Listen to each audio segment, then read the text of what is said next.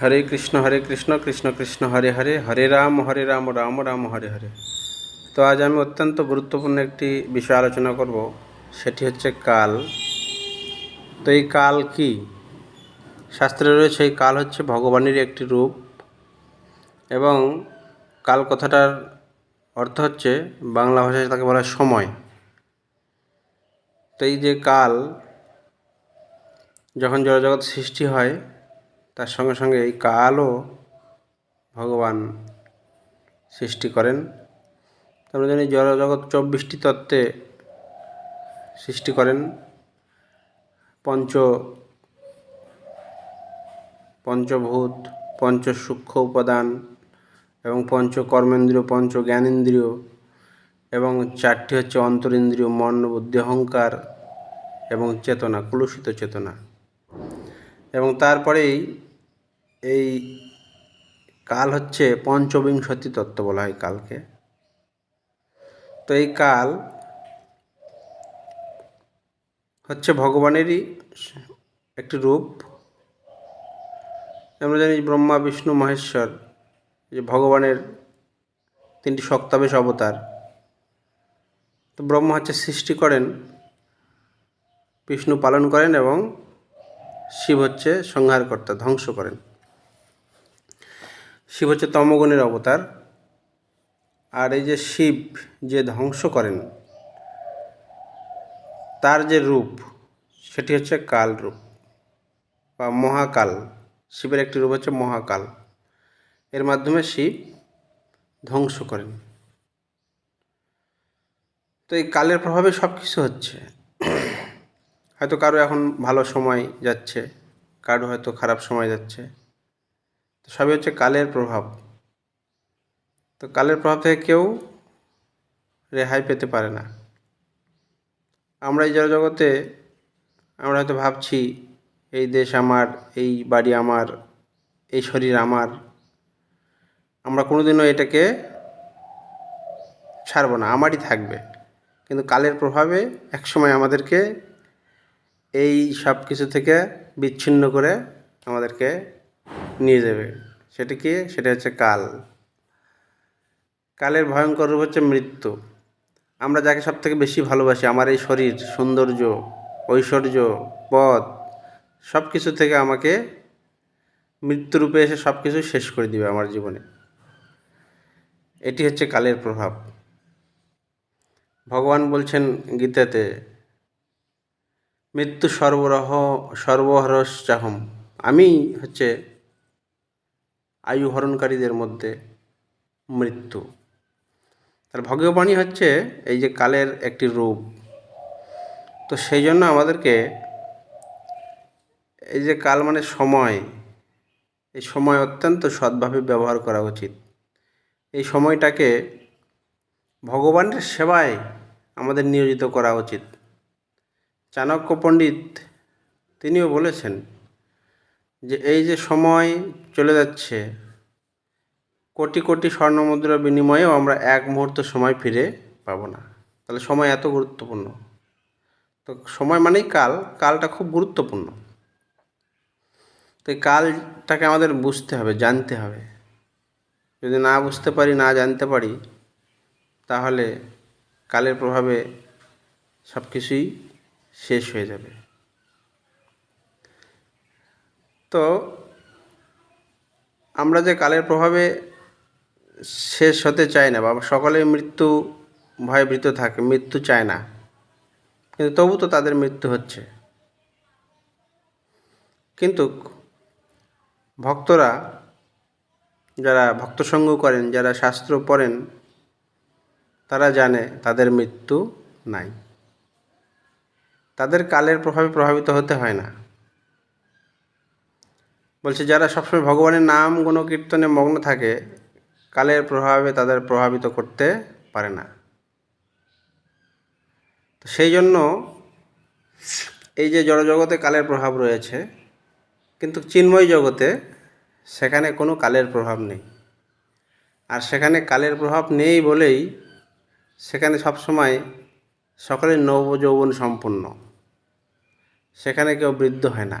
এখানে কালের প্রভাবে কি হচ্ছে, জন্ম হচ্ছি, জন্ম হওয়ার পর পরে বৃদ্ধি হচ্ছে, বৃদ্ধির পরে কিছুকাল স্থিতি হচ্ছে, তারপরে সৃষ্টি হচ্ছে, ক্ষয়প্রাপ্ত হচ্ছে, অবশেষে ধ্বংস হচ্ছে।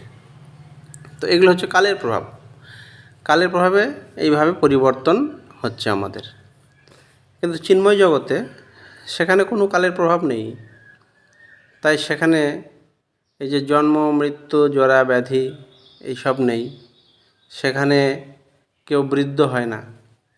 এখানে যেমন দাড়ি উঠে বৃদ্ধ হয়, তারপরে দাঁত পড়ে যাচ্ছে, চোখে ছানি পড়ছে, তো এগুলো কি?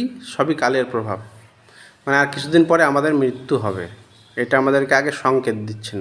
কালের প্রভাবে দ্বারা আমাদেরকে সংকেত দিচ্ছেন যে তোমার মৃত্যু ঘনিয়ে আসছে। কিন্তু যারা বুদ্ধিমান ব্যক্তি তারা বুঝতে পারেন যে হ্যাঁ, কালের প্রভাব আমাদেরকে ধাবিত করছে। তো সেই জন্য তারা কি করে এই প্রভাব থেকে নিজেকে মুক্ত রাখতে পারবে, সেজন্য তারা প্রচেষ্টা করেন। এমনি অন্য কোনো উপায় নেই। কাল ভগবানের রূপ, সে ভগবানের যদি আমরা আরাধনায় যুক্ত থাকি তাহলে আমরা এই কালের প্রভাব থেকে মুক্ত থাকতে পারবো। এটা একমাত্র প্রসেস। কেউ যদি নিরন্তর ভগবানের নাম করে, কেউ যদি ভগবানের কথা শুনে, তাহলে কি হবে? তার আর মৃত্যু হবে না, সে ভগবদ্ধামে ফিরে যাবে, সেখানে অমরত্ব লাভ করবেন। কিন্তু এই জড়জগতে যদি অন্য কোনো উপায় অবলম্বন করি, যে আমার অনেক টাকা দিয়ে আমি এই মৃত্যুকে রোধ করব, অনেক ক্ষমতা দিয়ে আমি এই মৃত্যু থেকে রক্ষা পাবো। হিরণ্যকশিপু আমরা জানি সেই মৃত্যু থেকে রক্ষা পাওয়ার জন্য ব্রহ্মার তপস্যা করেছিল। তাহলে ব্রহ্মার তপস্যা করে ব্রহ্মার কাছে বর চাইছেন যে আমাকে অমরত্ব দিন। কিন্তু ব্রহ্মা বলছে আমি নিজেই অমর নয়। এই জড়জগতে সকলেরই সৃষ্টি হয়েছে, সকলেরই একদিন ধ্বংস হবে। তাই ব্রহ্মা নিজেও অমর নয়, কী করে অমর বর দিবেন? তাই তিনি বলছে অন্য কোনো বর চাও।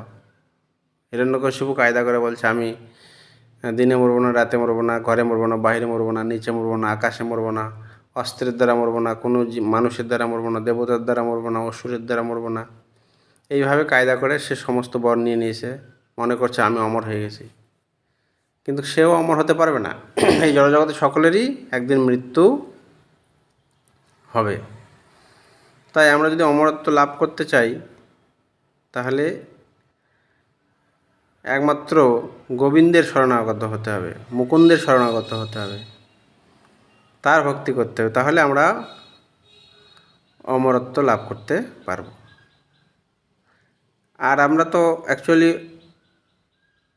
অমর, কারণ আমরা হচ্ছে সকলেই ভগবানের অংশ, আত্মা। আত্মার মৃত্যু হয় না, দেহের মৃত্যু হয়। কিন্তু যারা মায়ার বশে এই দেহকেই সে আপন বলে মনে করছে, বা নিজের এই বাড়ি ঘর এগুলোকে নিজের বলে মনে করছে, কিন্তু আমরা শাস্ত্রে পাই এগুলো সব ভগবানের সম্পদ। মাটি, জল, বায়ু, অগ্নি, আকাশ সব ভগবান সৃষ্টি করেছেন।